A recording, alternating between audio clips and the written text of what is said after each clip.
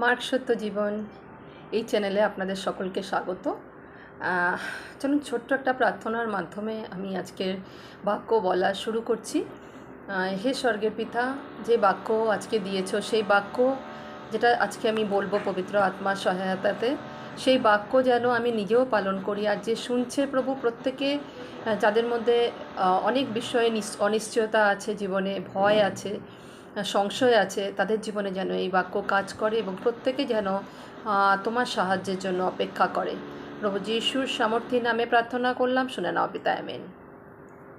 আজকে আজকে যে বাক্যটা বলবো তার একটা শীর্ষক দিয়েছি যে পরমেশ্বর আমাদের পক্ষে লড়াই করেন। হ্যাঁ, পরমেশ্বর আমাদের জন্য যুদ্ধ করেন, আমাদের রেস্ট নিতে বলেন এবং উনি যুদ্ধ করেন। তো আমরা পুরনো নিয়মে যাব বাইবেল থেকে। সেকেন্ড ক্রনিকল মানে দ্বিতীয় ইতিহাস বলে একটা অধ্যায় আছে।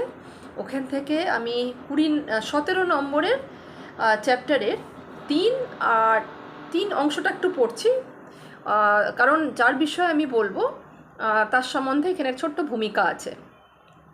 এখানে একজন রাজার কথা উল্লেখ করা হচ্ছে, যে একজন পরমেশ্বরের সঙ্গে তার ইচ্ছাতে চলনেওয়ালা ব্যক্তি ছিলেন। আমি শুরু করছি। আমি প্রতিটা লাইন পড়ব এবং যেখানে যেখানে মনে হবে যে আমাকে ব্যাখ্যা করতে হবে, আমি সেই জায়গাটাতে চেষ্টা করব পবিত্র আত্মার উপস্থিতিতে সেই ব্যাখ্যা করার জন্য। সদাপ্রভু ইহোশাফটের সহবর্তী ছিলেন, কারণ তিনি আপন পূর্বপুরুষ দাউদের প্রথম আচরণ পথে চলিতে বাল দেবগণের অন্বেষণ করিতেন না, কিন্তু আপন পৈতৃক ঈশ্বরের অন্বেষণ করিতেন ও তাহার সকল আজ্ঞা পথে চলিতেন, ইসরায়েলের কর্মানুযায়ী কর্ম করিতেন না।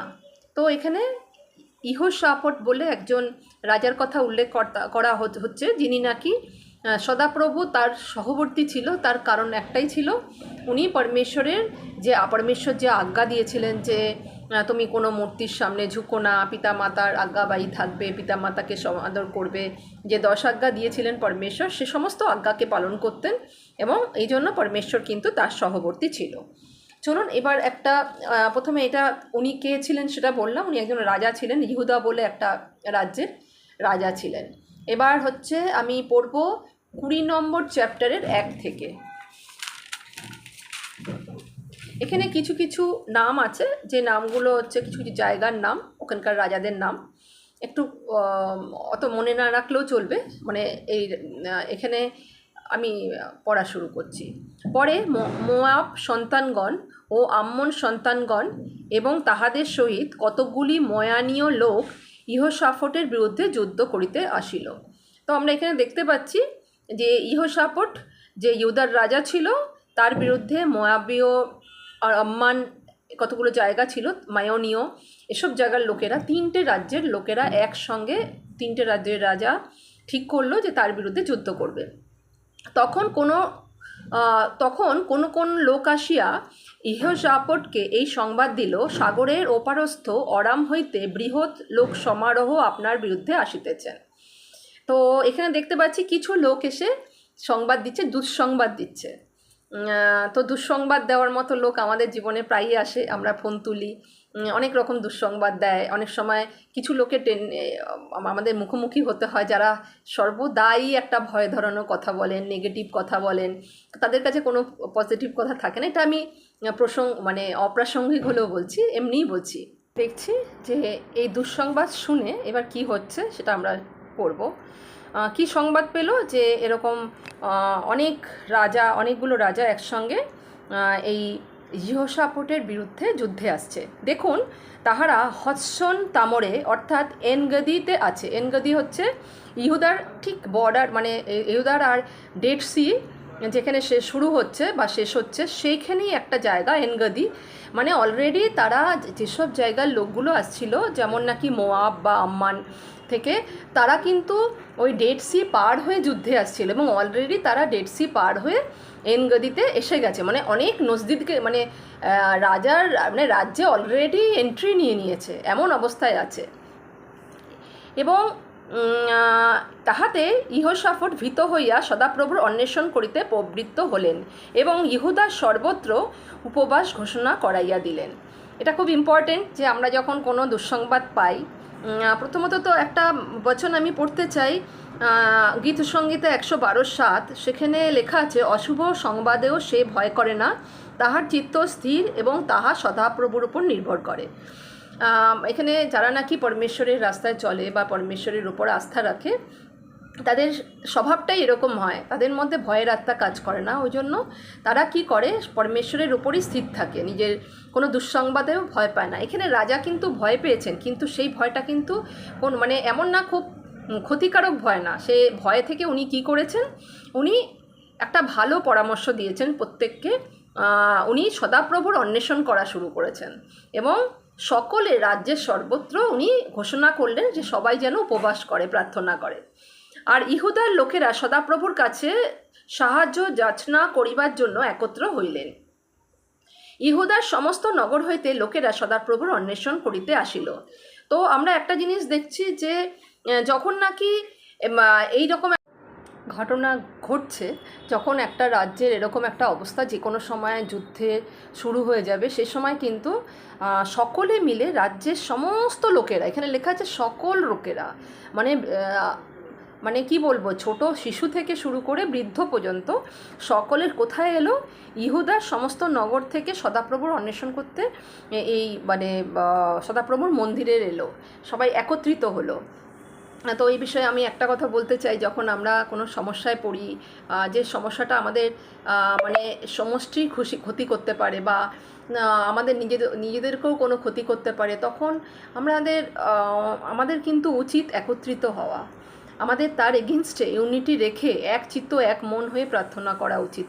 আমাদের চার্চ শুধু না, আমরা ঘরে বসেও সেই প্রার্থনা করতে পারি, কিন্তু আমাদের এই একসঙ্গে উপবাস প্রার্থনার একটা সত্যিই দরকার আছে। আর সত্যি যখন আমরা এটাকে করি, তখন কি হয় আমরা এখানে দেখব। পরে ইহোশাফট সদাপ্রভুর গৃহে নতুন প্রাঙ্গণের সম্মুখে ইহুদার ও জেরুজালেমের সমাজের মধ্যে দাঁড়াইলেন আর কহিলেন, হে আমার পিতৃপুরুষদের ঈশ্বর সদাপ্রভু। আমরা এখানে দেখব যে উনি কিভাবে প্রার্থনা শুরু করছেন।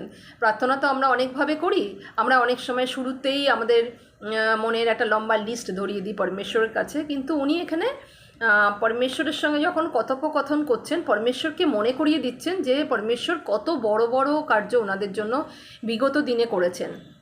এটা নিজেকেও উনি তসল্লি দিচ্ছেন যে আগেও যখন পরমেশ্বর এত বড় বড় কার্য করেছেন, পিছনে তো আগেও পরবর্তীকালেও পরমেশ্বর বড় বড় কার্য করতে সমর্থী। উনি বলছেন, হে ঈশ্বর সদাপ্রভু, তুমি কি স্বর্গস্থ ঈশ্বর নহ? তুমি কি জাতিগণের সমস্ত রাজ্যের কর্তা নহ? আর শক্তি ও পরাক্রম তোমারই হস্তে, তোমার বিপক্ষে দাঁড়াইতে কাহারও সাধ্য নাই। হে আমাদের ঈশ্বর, তুমি কি আপন প্রজা ইসরায়েলের সম্মুখ হইতে এই দেশে নিবাসীদিগকে অধিকারচ্যুত করো নাই?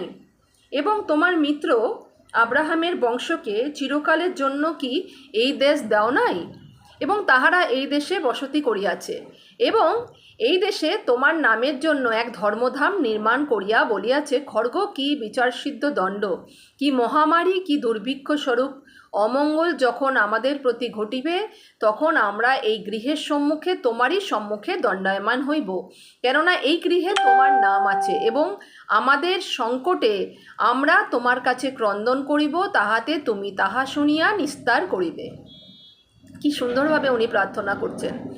আর এখন দেখো, আম্মনের ও মোয়াবের সন্তানগণ এবং সেইর পর্বত নিবাসীরা, যাহাদের দেশে তুমি ইসরায়েলকে মিশর দেশ হইতে আসিবার সময়ে প্রবেশ করিতে দাও নাই, কিন্তু ইহারা উহাদের নিকট হইতে অন্য পথে গিয়াছিল, উহাদিগকে বিনষ্ট করে নাই। দেখো, উহারা আমাদের কিরূপ অপকার করিতেছে। তুমি যাহা আমাদিগকে ভোগ করিতে দিয়াছ, তোমার সেই অধিকার হইতে তা আমাদিগকে তাড়াইয়া দিতে আসিতেছে। হে আমাদের ঈশ্বর, তুমি কি উহাদের বিচার করিবে না? আমাদের বিরুদ্ধে ওই যে বৃহৎ দল আসিতেছে, উহাদের বিরুদ্ধে আমাদের তো নিজের কোনো সামর্থ্য নাই, কি করিতে হইবে তাহাও আমরা জানি না, আমরা কেবল তোমারই দিকে চাহিয়া আছি। দেখুন ঈশ্বরের সন্তানগণ, আমাদের কি জীবনে এরকম সময় আসে না, অনেক সময় আমাদের মনে হয় যে আমাদের কিচ্ছু করার নেই, আমরা জানি না যে আমাদের কি করতে হবে। তখন কি আমরা এরকম প্রার্থনা করতে পারি না, পরমেশ্বরের কাছে সব কিছু দিয়ে বলতে পারি না যে পরমেশ্বর, যে আমাদের কোনো সাধ্যই নেই, এই বিপত্তি থেকে একমাত্র তুমি বার করতে পারো। আর তখন কি হয় এরকম প্রার্থনার ফল শুনুন। এইরূপে শিশু, স্ত্রীলোক ও সন্তানগণের সহিত সমস্ত ইহুদা সদাপ্রভুর সাক্ষাতে দণ্ডায়মান হইল। আর সমাজের মধ্যে ইহসিয়েল নামে একজন লেবীয়ের উপর সদাপ্রভুর আত্মা আসিল। এখানে আমরা দেখছি শিশু, স্ত্রীলোক, সন্তানগণের সকলে ওখানে উপস্থিত ছিল ঈশ্বরের প্রাঙ্গণে।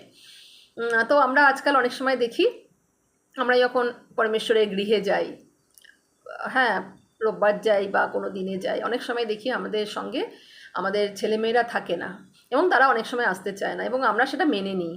কিন্তু দেখুন, এটা কিন্তু আমাদের ভেবে দেখতে হবে, আমাদের সন্তানগণকে আমাদের কিন্তু দরকার হলে একটু প্রেশার করেই আনতে হবে পরমেশ্বরের প্রাঙ্গণে। কারণ সমস্যা যখন আসে তখন সকলের উপরই তো আসে। আর আমাদের সন্তানরা যদি, যারা ভবিষ্যৎ দেশের, তারা যদি পরমেশ্বরকে না জানে, তার উপর তার আজ্ঞায় চলতে না চায় এবং তাকে সম্মান করতে না জানে, তবে কিন্তু তাদের বিপদ আছে। তো আমরা এখানে দেখছি, এখানে কিন্তু সকলে উপস্থিত। তো আমরা আজকের থেকে আমি শুধু নিজের বিষয়ে বলছি, নিজের গৃহের বিষয়ে বলছি, আর সকল ভাই বোনকে এই অনুরোধ করব, তারা যেন তার ছেলে মেয়েদের একটু বলে, একটু প্রেশার করে যে আমরা যেমন পরমেশ্বরকে ডাকছি, তোমরাও ডাকো, কারণ তোমাদেরও আসতে হবে পরমেশ্বরের কাছে। তো এটা যেন পরমেশ্বরের উপস্থিতিতেই বলছি, আমরা যেন আমাদের ছেলে মেয়েদের এই শিক্ষাও দিতে পারি। এখানে কি হচ্ছে, ইহসিয়েল নামে একজন লেবীর ওপরে পরমেশ্বরের আত্মা, সদাপ্রভুর আত্মা এলো। সদাপ্রভুর আত্মা কি? পবিত্র আত্মা। আর সেই সময় প্রভু যিশু আসেননি, তার জন্ম হয়নি প্রভু যিশুর, এবং তিনি মহিমাপ্রাপ্ত হননি, তিনি ক্রুসিফাইড হননি। সুতরাং সেই সময় শুধু কিছু মানুষের উপরে, কিছু নবীর উপরে, কিছু সদাপ্রভুর দাসের উপরে, কিছু প্রফেটের উপরেই শুধুমাত্র ঈশ্বরের আত্মা আসতো। ঠিক তেমনি লেবী হচ্ছে, আমরা জানি লেবী হচ্ছে এমন একটা সম্প্রদায় ছিল যারা পরমেশ্বরের সেবা করতেন, যাদের দ্বারা পরমেশ্বর সেবা নিতে আগ্রহী ছিলেন। এমনই একজন মানুষের উপরে পরমেশ্বরের আত্মা এলো। তিনি আসব বংশজাত মত্তনীয়ের সন্তান, জিয়েলের সন্তান, বনায়ের সন্তান, সখরিয়ের পুত্র। তখন তিনি কহিলেন, হে সমগ্র ইহুদা, হে জেরুজালেম নিবাসী সকল লোক, হে মহারাজা ইহোশাফট, শ্রবণ করো। সদাপ্রভু তোমাদের এই কথা কহেন, তোমরা ওই বৃহৎ লোক সমারোহ হইতে ভীত কি নিরাশ হইও না, কেননা এই যুদ্ধ তোমাদের নয় কিন্তু ঈশ্বরের। ঈশ্বরের জয় হোক। এখানে ঈশ্বর বলছেন যে এই যুদ্ধটা, মানে ঈশ্বর বলাচ্ছেন ওই ব্যক্তিটির দ্বারা যে এই যুদ্ধ কিন্তু ঈশ্বরের। তোমরা কল্ল উহাদের বিরুদ্ধে নামিয়া যাও, দেখো তারা শীষ নামক আরোহণ স্থান দিয়া আসিতেছে। তোমরা জিরুয়েল প্রান্তরের সম্মুখে উপত্যকার অন্তভাগে তাহাদের পাইবে। এবার তোমাদের যুদ্ধ করিতে হইবে না, হে জিহুদা ও জেরুজালেম, তোমরা শ্রেণীবদ্ধ হও, দাঁড়াইয়া থাকো, আর তোমাদের সহবর্তী সদাপ্রভু যে নিস্তার করিবেন তাহা দেখো। ভীত কি নিরাশ হইও না, কল্ল তাহাদের বিরুদ্ধে যাত্রা করো। তো কি সুন্দর পরমেশ্বর এখানে কিন্তু ওনাদের উৎসাহ দিচ্ছে যে তোমরা ভয় পেও না, কালকে শুধু যাত্রা করো, অস্ত্র শস্ত্র কিচ্ছু লাগবে না, কেননা সদাপ্রভু তোমাদের সহবর্তী। তো পরমেশ্বর যখন আমাদের সহবর্তী থাকে, আমাদের সঙ্গে থাকে, আমাদের অন্তরে থাকে, আমাদের ঘরে থাকেন, তখন কিন্তু আমাদের আলাদা করে কোনো রকম মানে অন্য কোনো অস্ত্রের প্রয়োজন হয় না। তো এরপরে কি হলো, তখন যেহোশাফট একজন রাজা, উনি কি করলেন, উনি ভূমিতে অধমুখ হইয়া প্রণাম করিলেন এবং সমস্ত জিহুদা ও জেরুজালেম নিবাসীগণ সদাপ্রভুর কাছে প্রণিপাত করিতে সদাপ্রভুর সম্মুখে ভূমিষ্ঠ হইল। তো আমরা এখানে দেখতে পাচ্ছি পরমেশ্বরের সামনে উনি শুধু নতই হলেন না, উনি ভূমিষ্ঠ হয়ে পরমেশ্বরের কাছে নত হলেন। তো আমরা কি, একটা প্রশ্ন, আমরা কি ভূমিষ্ঠ হই পরমেশ্বরের কাছে, এরকম নত হই? আমাদের হওয়ার দরকার আছে। আমরা যদি আজকে শুনছি যে পরমেশ্বরের কাছে তাকে শ্রদ্ধা জানানোর জন্য যতটুকু আমাদের যা করা উচিত সেটা করা উচিত, আমরা কি নত হই? আমরা যেন এরকম প্রত্যেক দিন নত হই পরমেশ্বরের কাছে, তার কাছে ভূমিষ্ঠ হয়ে তাকে ধন্যবাদ দিই, কারণ তিনি আমাদের সহবর্তী। এখানে লেখা আছে যে পরে কহাত বংশজাত কোরহ বংশজাত লেবীয়রা অতি উচ্চস্বরে ইসরায়েলের ঈশ্বর সদাপ্রভুর প্রশংসা করতে উঠিয়া দাঁড়ালো। তো আমি আজকে অনেক বেশি পড়বো না, কিন্তু আমরা যদি পুরোটা, কারো কাছে যদি বাইবেল থাকে আপনারা পড়ে দেখবেন 20 থেকে 26 বা এই পুরো 20 নম্বর চ্যাপ্টারটাই দ্বিতীয় বংশাবলীর, সেকেন্ড ক্রনিকলস। তো আমরা দেখতে পাবো ওখানে কিন্তু ওনারা যখন যুদ্ধে গেলেন পুরো ইহুদার লোকেরা, সামনে কিন্তু স্তব করতে করতে ঈশ্বরের আরাধনা করতে করতে লোকেরা যাচ্ছিল, সঙ্গে কোনো অস্ত্র ছিল না। আর ঈশ্বর অদ্ভুতভাবে বিরোধী পক্ষের মধ্যে এমন একটা বিভ্রান্তির আত্মা দিলেন যে তারা নিজেদের মধ্যেই যুদ্ধ করলো এবং একটা লোকও বেঁচে রইল না সেই যুদ্ধে।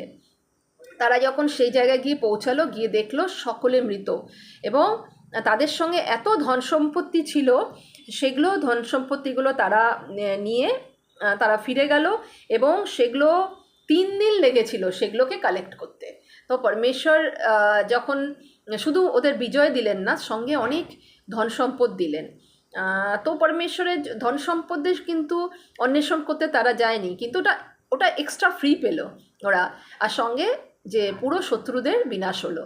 তো আসুন আমরা পরমেশ্বরের উপরে আমরা এরকম নির্ভর করি, এবং আমাদের যারা নাকি প্রফেটের কাজ করে, এখানে দেখছি যে ব্যক্তিটি লেবীয় বংশজাত ইহোশাফটের যে ওই সভাতে দণ্ডায়মান ছিলেন, তার নাম ছিল যহশিয়েল। তো এরকমই কিছু প্রফেটকে রাখেন উনি, পরমেশ্বর এখনও রাখেন, যারা নাকি পরমেশ্বরের মুখ হয়ে আমাদেরকে অনেক রকমের ভবিষ্যবাণী করেন। আমরা যেন সেই মানুষগুলোকে চিনি, তাদের যেন ভক্তি করি।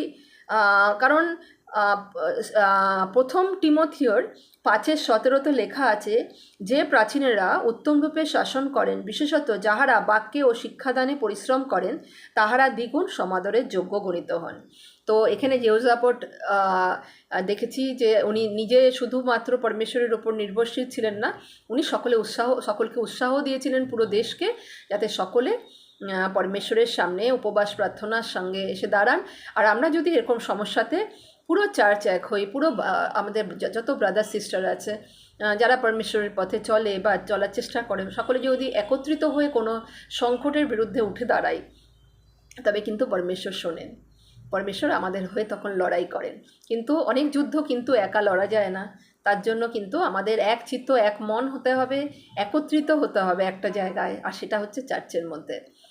বা আমরা কটেজ মিটিং করতে পারি, ঘরে নিজেদের ঘরের দরজা খুলে দিতে পারি, সেখানে আমরা প্রার্থনা আরাধনা করতে পারি। তো পরমেশ্বর আমাদের দিয়ে এরকম সেবাই করতে চান।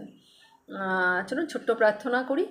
হে স্বর্গের পিতা, এই বচনের জন্য অনেক ধন্যবাদ দিই প্রভু, তোমাকে ধন্যবাদ দিই যে আমরা জানলাম আজকে এবং আমরা বিশ্বাস করলাম যে প্রভু পরমেশ্বর তুমি আমাদের হয়ে যুদ্ধ করো। কারণ তোমার বচনে আমরা আগেও দেখেছি, এক্সোডাসেও তুমি বলেছো একটা জায়গায়, ওখানেও রয়েছে যে তুমি বারে বারে বলছো যে তোমরা বিশ্রাম করো, আমি তোমাদের হয়ে যুদ্ধ করব।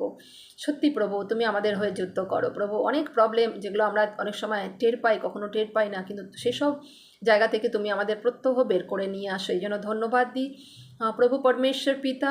তুমি এরকমভাবেই আমাদের হাত ধরে রেখো, এরকমভাবেই প্রভু আমাদের মধ্যে ইউনিটি নিয়ে আসো, আমরা যেন সকলে একচিত্ত এক মন হয়ে, যেমনভাবে প্রভু যহোশাফটের সময় সকল লোকেরা একত্রিত হয়েছিল এবং একত্রিত হয়ে উপবাস প্রার্থনা করেছিল শত্রুর বিরুদ্ধে, মানে জয় লাভের জন্য, এবং জয়লাভও করেছিল তোমার সাহায্যে। ঠিক তেমনি আজকেও প্রভু বিভিন্ন সংকট যখন নাকি আমাদের জীবনে ঝড়ের মতো আসে, সেই সময় যেন আমরা তোমাতে বিশ্রাম নিতে পারি, আমরা যেন ঝড়ের মধ্যে নিশ্চিন্তে শয়ন করতে পারি, কারণ তুমি আমাদের হয়ে যুদ্ধ করবে। প্রভু যিশুর সামর্থ্যের নামে প্রার্থনা করলাম, শুনে নাও পিতা, আমেন।